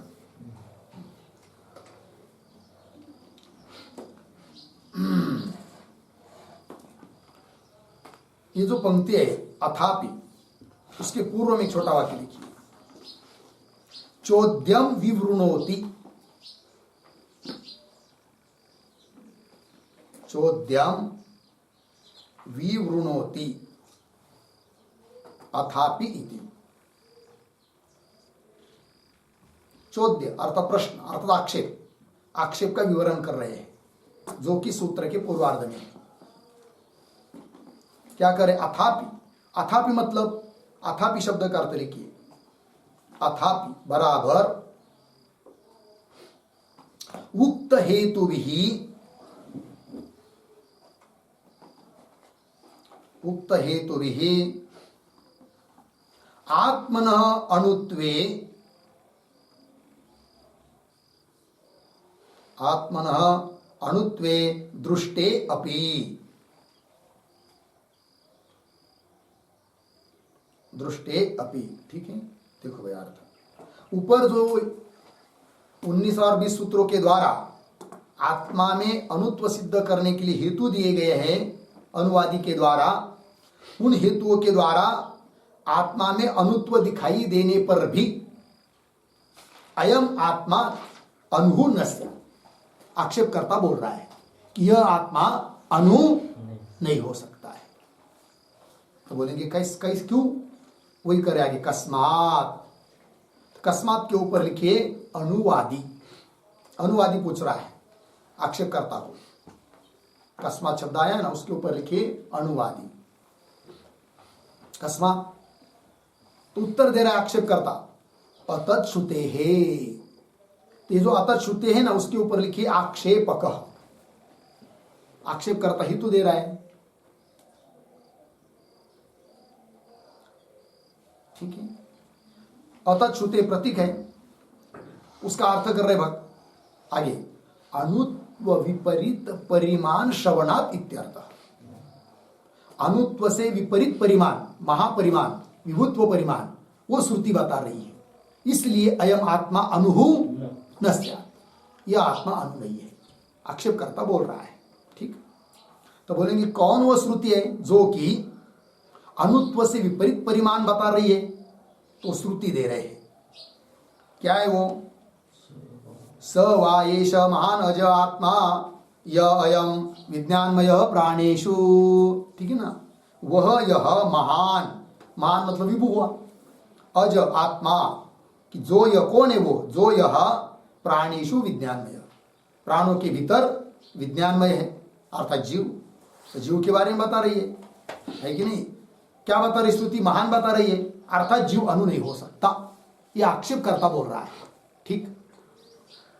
और बता रहे श्रुति आकाशवत् सर्वगतश्च नित्यः, ये भी श्रुति है। आकाश की तरह सर्वगत, सर्वव्यापक और नित्य है आत्मा, जीवात्मा। और सत्यम, ज्ञानम, अनंतम ब्रह्म, सत्य स्वरूप, ज्ञान स्वरूप, अनंत स्वरूप ब्रह्म है। इति एवं जातीय का ही श्रुति ही, इस प्रकार की जो श्रुतियां है वो सब श्रुति ही क्या कहती है? आत्मनः अनुत्वे विप्रतिषिद्धेत इति, है ना। इति एवं जातीय का श्रुति इत्यादि प्रकार की जो श्रुति है, उन श्रुतियों के साथ विरोध होगा। विप्रतिषिद्धेत, विरोध होगा कब? आत्मनः अनुत्वे, आत्मा को यदि अनुपरिमाण वाला मानते हैं तो इस प्रकार की जो अभी अभी श्रुतियां बताई, उन श्रुतियों के साथ क्या होगा?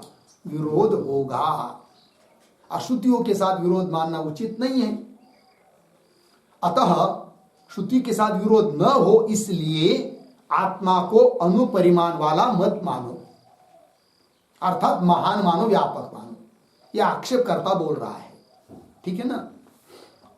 विप्रतिषिद्धेत इति चेत, यहां तक आक्षेप करता हुआ भाई, अनुवादी के प्रति आक्षेप किया किसी ने, तब उसका उत्तर दे रहा है कौन? अनुवादी, है कि नहीं। उत्तर दे रहा है मतलब सिद्धांती बोल रहा है ऐसी बात नहीं, अनुवादी उत्तर दे रहा है, ठीक है ना। 10 सूत्र, इस अधिकरण के 10 सूत्र कैसे है?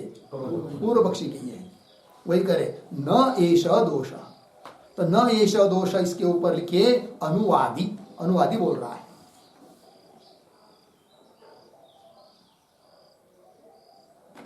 ठीक है।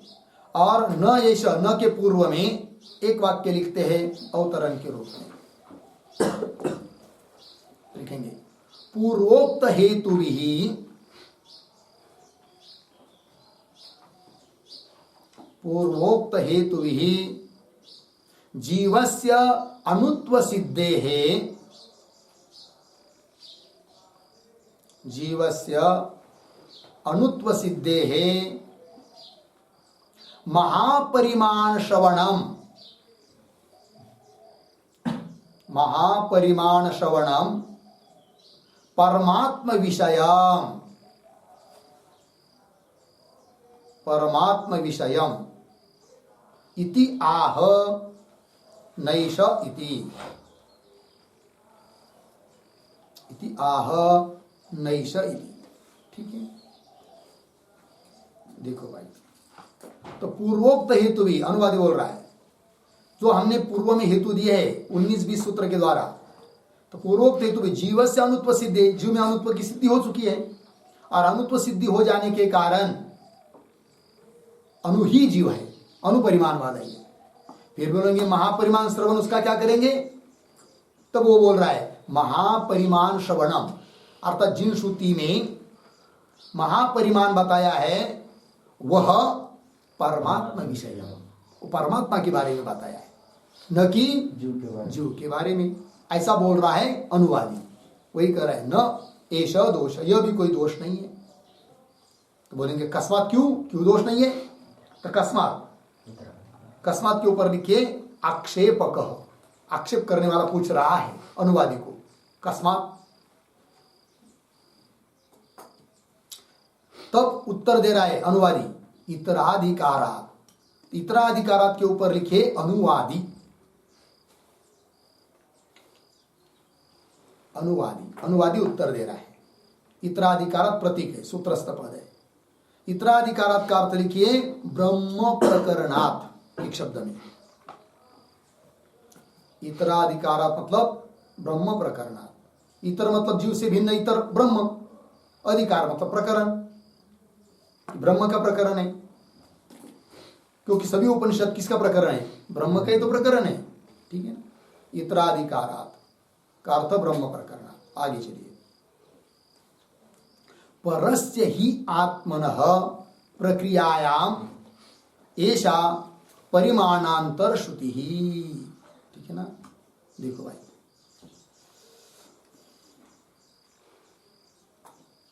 तो इतराधिकार जो बताया ना ब्रह्म का प्रकरण है, उसी को स्पष्ट कर रहा है कौन? अनुवादी, ठीक है ना। तो महापरिमाण श्रवण श्रुति बताइए वो परमात्मा विषयक है, क्योंकि उस प्रकरण में इसको सिद्ध कर रहा है वो अनुवादी। क्या कर रहा है? परस्य ही आत्मनः प्रक्रियायाम, प्रक्रियायाम का अर्थ लिखिए प्रकरणे, और परस्य ही आत्मन मतलब परमात्मा के ही प्रकरण में ऐसा परिमाणांतर श्रुति, यह परिमाणांतर जो श्रुति है ना वो कौन से प्रकरण में? परमात्मा के प्रकरण में, ब्रह्म के प्रकरण में।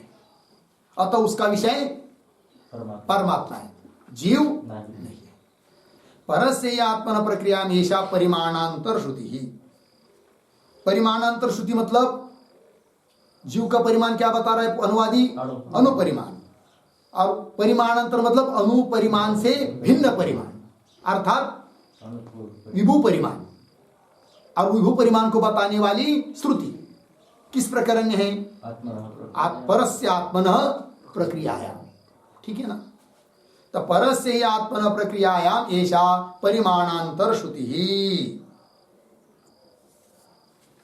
अनु से विपरीत परिमाण बताने वाली श्रुति है, ठीक है।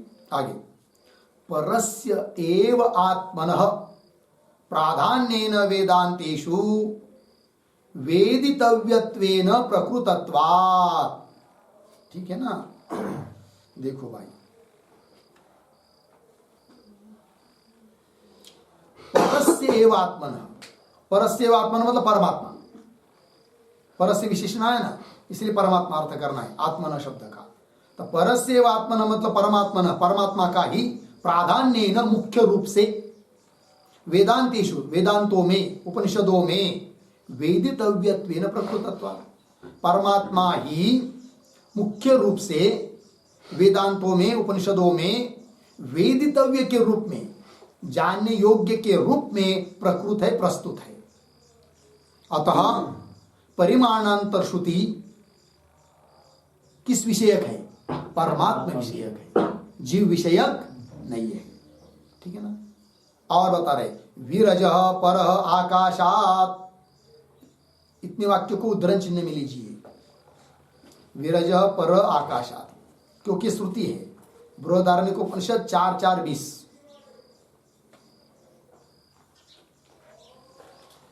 बृहदारण्यक 4:4-20, ठीक है। क्या बोला जा रहा है? तो विरज इत्यादि जो पंक्ति हैं उसके पूर्व में एक छोटा सा वाक्य लिखते हैं अवतरण के रूप में, न केवलम औत्सर्गिकम, न केवलम औत्सर्गिकम पर प्रकरणत्वम, पर प्रकरणत्वम अर्धविराम, ब्रह्म आरभ्य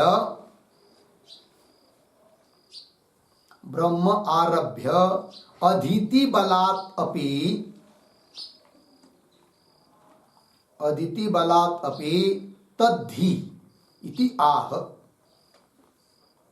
तद्धि इति आह विरजः इति।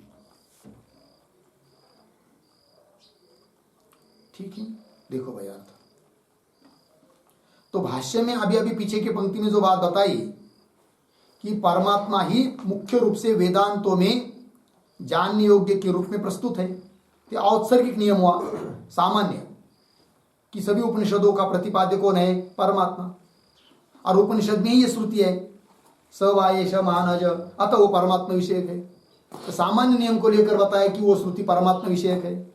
अब कह रहे हैं न केवलम औत्सर्गिकम पर प्रकरणत्व, सामान्य रूप से परमात्मा का प्रकरण इसलिए परमात्मा विषय की बात नहीं, किंतु ब्रह्म आरभ्य, ब्रह्म से आरंभ करके अदिति बला, ब्रह्म से है कि नहीं उपक्रम करके आरंभ करके उसका पाठ हुआ है श्रुति का, अतः वह श्रुति परमात्मा विषयक है, ब्रह्म विषयक ही है।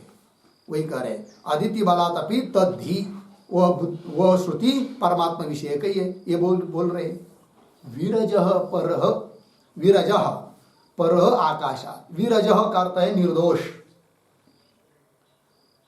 परः आकाशात्, आकाशात् परः, आकाश से भी, अव्यक्त आकाश से भी पर है परमात्मा, ऐसा आरंभ हुआ है। फिर उसके बाद वो श्रुति आई हुई है स वा एष मानज, अतः उसका विषय परमात्मा ही है, जीवात्मा नहीं। वही करे इति एवं विधात च, इति एवं विधात च मतलब इस प्रकार के वचनों से निश्चित होता है कि परस्यैव आत्मनः तत्र तत्र विशेष अधिकारात्, परस्यैव आत्मनः परमात्मा का ही तत्र तत्र उस स्थल पर विशेष अधिकारात्, विशेष रूप से क्या है? अधिकार है अर्थात प्रकरण है। अतः वह श्रुति भी परमात्मा विषयक ही है, जीव विषयक नहीं है। अतः जीव तो अनु ही है, जीव विभू नहीं है। और विभू बताने वाली श्रुति के साथ विरोध भी नहीं है, क्योंकि वह श्रुति परमात्मा विषयक है। अतः जीव को अनु बताने वाली श्रुति के साथ उस श्रुति का विरोध नहीं, ऐसा बोल रहा है अनुवादी। ठीक है, यहां तक हुआ।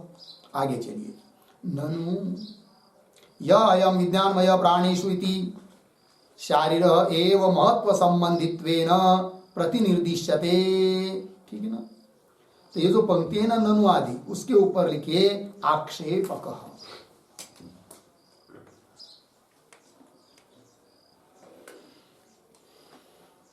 ठीक है।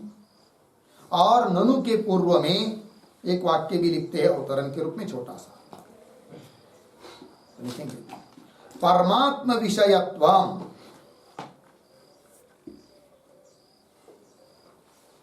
परमात्म विषयत्वम महत्वश्रुतेः, महत्वश्रुतेः आक्षिपति, आक्षिपति ननु इति। ठीक है, देखो भाई, तो अभी पीछे अनुवादी ने क्या कहा कि स वा एष मानज आत्मा इत्यादि श्रुति परमात्मा विषय बताई। उस पर कोई आक्षेप कर रहा है कि परमात्मा विषयत्व महत्व श्रुति, वो जो महान बताने वाली श्रुति है ना, वो परमात्मा विषय नहीं है, ऐसा आक्षेप कर रहा है कोई। कैसे? ननु से बोल रहा है, ननु यह अयम विज्ञानमय प्राणेषु, ऐसा उस श्रुति में, श्रुति के अंतिम में आया है, क्योंकि वो पूरी श्रुति क्या है? स वा एष महान अज आत्मा य अयम विज्ञानमय प्राणेषु। तो विज्ञानमय प्राणेषु आया ना, प्राण का संबंध बताया ना, तो प्राण का संबंध जहाँ आता है और विज्ञानमय शब्द वहां आया है, अर्थात जीव के बारे में ही वो श्रुति है। और उस श्रुति में महान बताया, अतः जीव का महान परिमाण होगा, अनुपरिमाण नहीं होगा। अर्थात वह श्रुति परमात्मा विषय नहीं है, अपितु जीव विषय, ऐसा कोई आक्षेप कर रहा है। देखो भाई, ननु यह अयम विज्ञानमय प्राणेषु इति शारीरः एव जीवः एव महत्व संबंधित्वेन प्रतिनिर्दिश्यते। जीव ही महत्व के संबंधी के रूप में उसका निर्देश हो रहा है, प्रतिनिर्देश हो रहा है, क्योंकि विज्ञानमय प्राणेषु ऐसा आया ना, है कि नहीं? तो महत्व के संबंधी कौन प्रतीत हो रहा है? जीव, न कि परमात्मा। अतः वह श्रुति जीव विषयक है, परमात्मा विषयक नहीं। अतः तुम जीव को अनु नहीं मान सकते, ऐसा आक्षेप कर रहा है, आक्षेप करता। ठीक है ना? फिर उसका उत्तर दे रहा है अनुवादी। कौन पंक्ति से? शास्त्र दृष्टिया इत्यादि पंक्ति से। तो आगे जो आया ना, शास्त्र दृष्टिया तू, शास्त्र दृष्टिया इसके ऊपर लिखिए अनुवादी। ठीक है? और शास्त्र दृष्टिया इसके पूर्व में एक वाक्य लिखते हैं अवतरण, अनुवादी परिहरति, अनुवादी परिहरति शास्त्र दृष्टिया इति।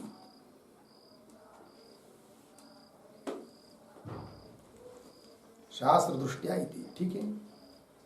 अभी अभी जो ननु से आक्षेप किया गया है उसका परिहार कर रहा है कौन? अनुवादी। क्या कह रहा है वो? शास्त्र दृष्टिया तू एष निर्देश वामदेववत् द्रष्टव्य। थोड़ा सा अन्वय, एष निर्देश पीछे, तू शास्त्र दृष्टिया, आगे वामदेववत् द्रष्टव्य। ठीक? वो बोल रहा है यह जो निर्देश है ना, कौन सा निर्देश? स वायेश मानज आत्मा विज्ञानमय प्राणेषु, ये सब महत्व श्रुति जो है ना, तो जीव का उल्लेख हुआ विज्ञानमय वहां पर। तो जीव के बारे में महानता होनी चाहिए, क्योंकि जीव का वहां उल्लेख है विज्ञानमय प्राणेषु। तो वो कह रहे नहीं नहीं, ऐसा अर्थ नहीं है वहां का। फिर क्या अर्थ है? जीव तो अणु ही है, किंतु जीव को जो महान बताया जा रहा है ना, वो शास्त्र दृष्टि से, परमार्थ दृष्टि से, मतलब उपाधि रहित ऐसा जो जीव, उस दृष्टि से वो महान बताया गया है, ऐसा अर्थ है। किसकी तरह दृष्टांत दिया? वामदेव पर। जैसे वामदेव नाम के कोई ऋषि गर्भ में रहते ही बोल रहे थे मैं ही मनु था, मैं ही सूर्य हुआ। कैसे हुआ? फिर शास्त्र दृष्टि से, आत्मा को लेकर, परमात्मा मैं हूं इस भाव से उन्होंने वो कहा है। उस प्रकार जीव को जो महान बताया वह शास्त्र दृष्टि से, परमार्थ दृष्टि से, अर्थात जीव उपाधि रहित जीव का परमात्मा के साथ वास्तव अभेद है, उस दृष्टि से महान कहा है, न कि वस्तुतः उपाधि वाला जीव भी महान है, वो तो अनु ही है, ऐसा बोल रहा है कौन? अनुवादी। बात लग रही कि नहीं? पंक्ति देखिए, एष निर्देश तू शास्त्र दृष्टिया वामदेववत् द्रष्टव्य। वामदेव की तरह द्रष्टव्य मतलब समझना चाहिए, है कि नहीं?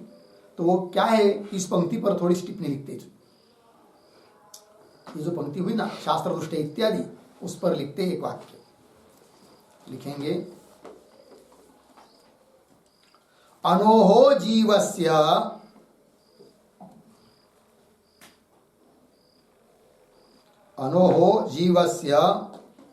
ब्रह्मणा भेदाभेद अंगीकारात्,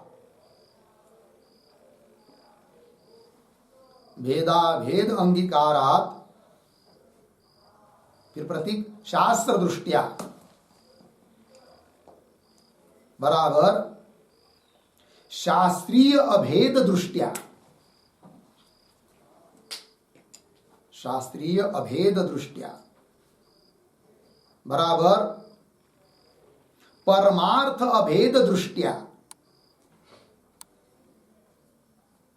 परमार्थ अभेद दृष्टिया जीवस्य महत्वोक्ति, जीवस्य महत्वोक्ति अर्धविराम यथा यथा वामदेवस्य गर्भस्थस्य एव उदरचिन्ह अहम मनु अभवम सूर्यश्च अहम मनु अभवम सूर्यश्च उदरचिन्ह इति सर्वात्मत्वोक्ति इति सर्वात्मत्वोक्ति इति अविरोधः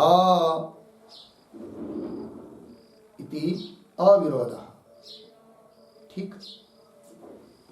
देखो भैया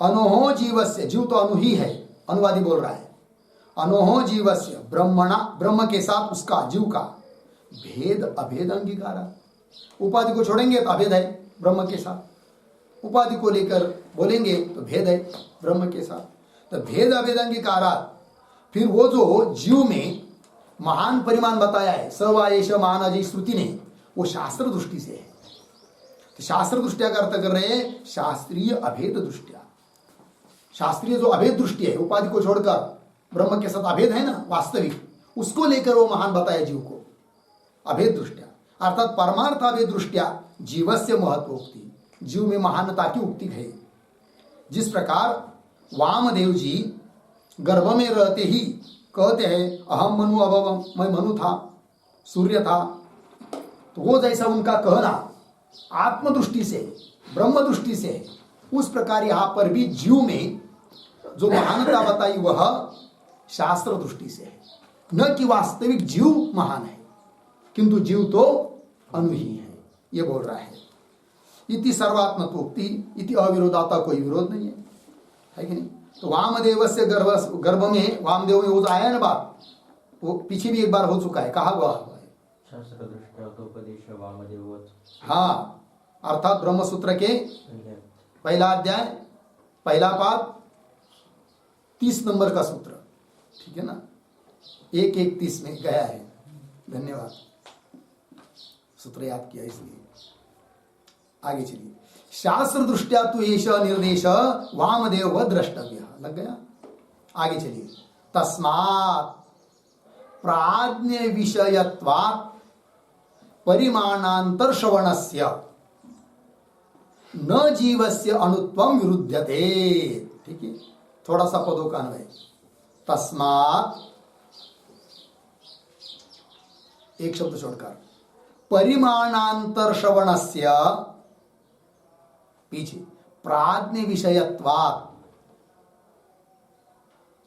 आगे जीवस्य अनुत्वम पीछे न अंतिम में विरुध्यते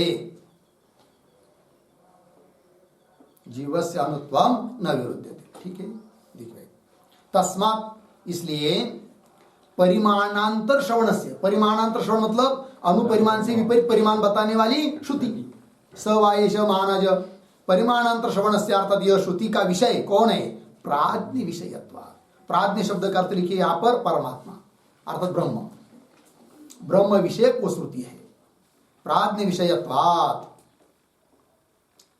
ठीक है ना इसलिए जीवस्य अनुत्वम न विरुध्यते अतः जीव में अनुत्व जो हम कहते हैं उसके साथ कोई विरोध नहीं है जीव तो अनु है यह बात सिद्ध हो गई इस प्रकार का यह 21 नंबर का सूत्र का भाष्य पूरा हुआ ठीक है आगे चलिए अब आगे सूत्र आ रहा है 22 नंबर का तो सूत्र का उच्चारण स्वशब्दोन्मानाभ्याम च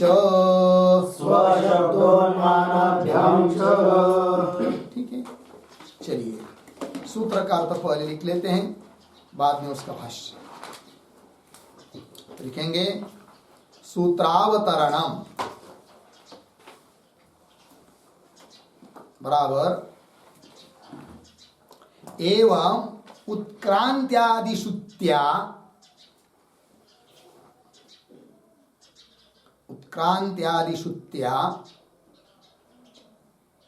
जीवस्य अणुत्वम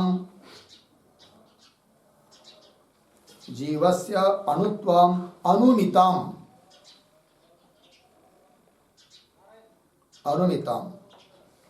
अर्धविराम तत्र श्रुतिम अपि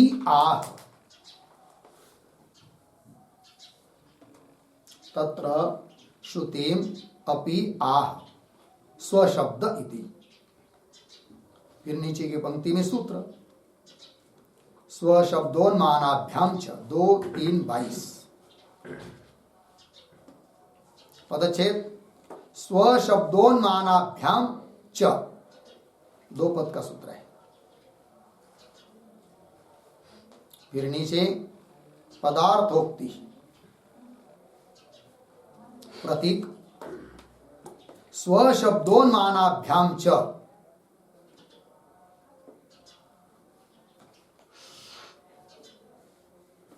बराबर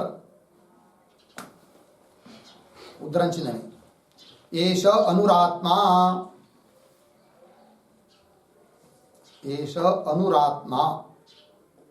चेतसा वेदितव्यः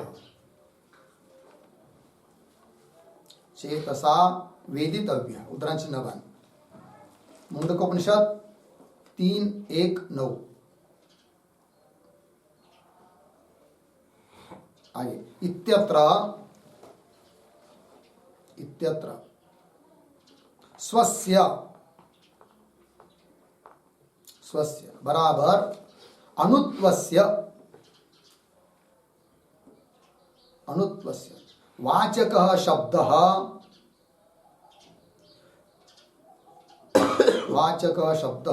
साक्षात् एव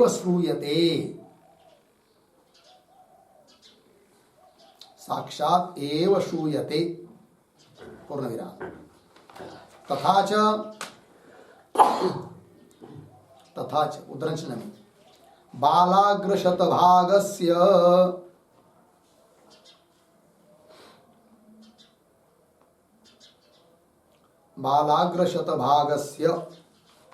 शतधा कल्पितस्य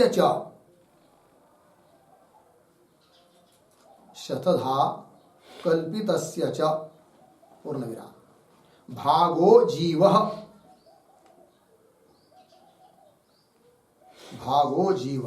सविज्ञेयः उद्धरण चिन्ह 1 श्वेताश्वेतर 5:8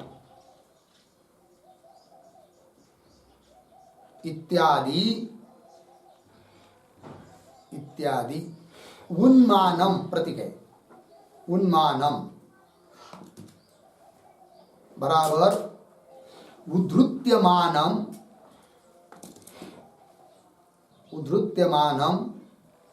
बराबर परिमाणम उन्मानम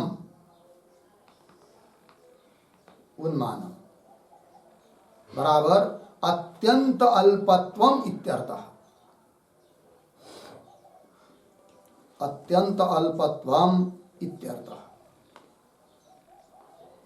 पूर्णविराम इति उन्मानम जीवाणुत्वबोधकम अस्ति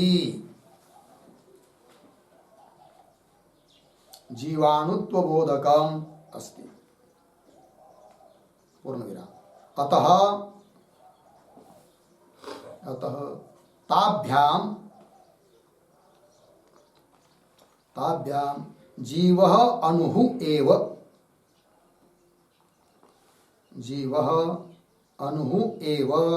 इति सिद्धम